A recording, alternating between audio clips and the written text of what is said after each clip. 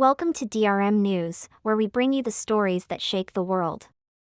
Today, we're diving into a chilling tale from Rio de Janeiro, a sinister bomb plot targeting Lady Gaga's record-breaking concert on Copacabana Beach, foiled just in time by Brazilian police.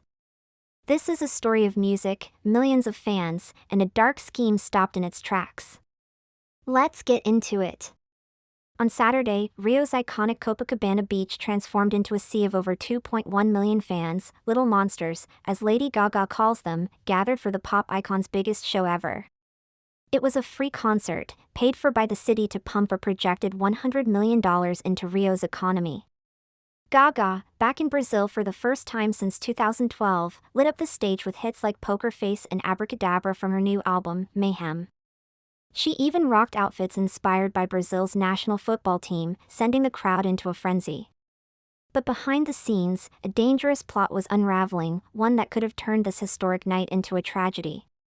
On Sunday, May 4th, Brazilian police dropped a bombshell. They had thwarted a planned bomb attack targeting Gaga's concert. The civil police of Rio de Janeiro, working hand in hand with the Justice Ministry, uncovered a group orchestrating a sinister scheme.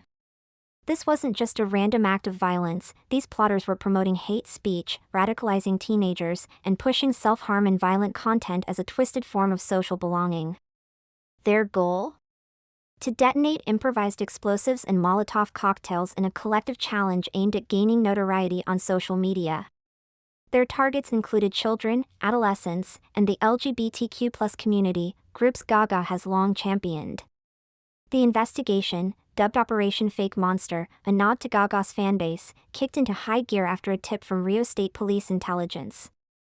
The Justice Ministry's Cyber Operations Lab uncovered digital cells using coded language and extremist symbolism to recruit participants, including minors, for the attack. Authorities moved swiftly, arresting two suspects, a man, described as the group's ringleader, in Rio Grande do Sul for illegal firearm possession, and a teenager in Rio detained for storing child pornography. Search warrants swept across 4 states, Rio de Janeiro, Mato Grosso, Rio Grande do Sul, and São Paulo, seizing phones, electronics, and other materials. Here's the kicker: Lady Gaga and her team had no idea about the threat until after the show, learning about it from media reports the next morning. A spokesperson for Gaga said, prior to and during the show, there were no known safety concerns, nor any communication from the police or authorities to Lady Gaga regarding any potential risks. Thanks to a massive security operation, 5,000 officers, metal detectors, drones, and facial recognition cameras, the concert went off without a hitch. Fans danced under the stars, unaware of the danger that had been averted. The city was buzzing with Gaga mania in the days leading up to the show. Over 500,000 tourists flooded Rio, doubling initial forecasts.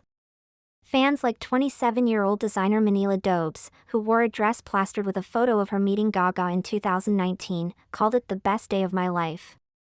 Others, like 30-year-old engineer Ingrid Serrano from Colombia, traveled across continents to celebrate Gaga's message of total freedom of expression. For them, the night was pure magic, a testament to music's power to unite.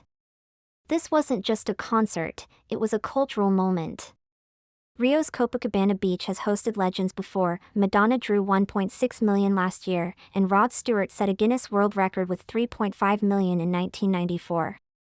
But Gaga's show, with an estimated 2.1 to 2.5 million attendees, smashed records for a female artist.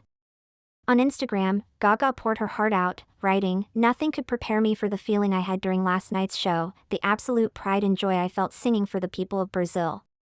Your heart shines so bright, your culture is so vibrant and special."